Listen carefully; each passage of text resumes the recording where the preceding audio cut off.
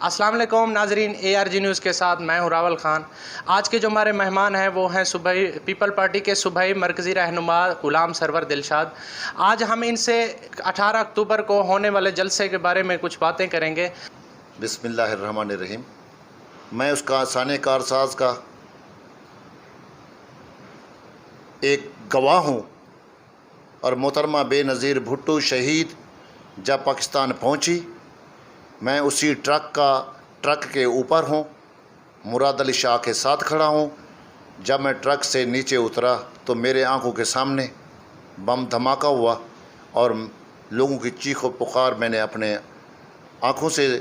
کانوں سے سنی، آنکھوں سے دیکھا، اور میرے پاکستان کے بچوں کے جسم کے لوتھڑے ہوا میں اڑ رہے تھے۔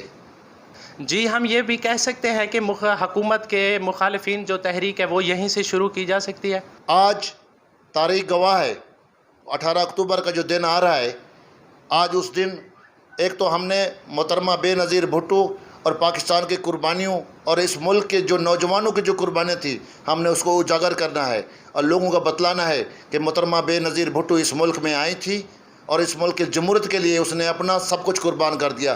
پاکستان کے اس درخت کو ہم نے پانی نہیں دیا، پاکستان پیپلز پارٹی کی لیڈرشپ نے پہلے اپنا خون دیا ہے، اس کے ساتھ پاکستان کے نوجوانوں نے، کسانوں نے، مزدوروں نے اپنے خون سے پاکستان کے درخت کو مضبوط کیا ہے۔ انشاءاللہ جب تک سورج چاند رہے گا، بھٹو تیرا نام رہے گا، اور انشاءاللہ پاکستان تا قیامت تک رہے گا۔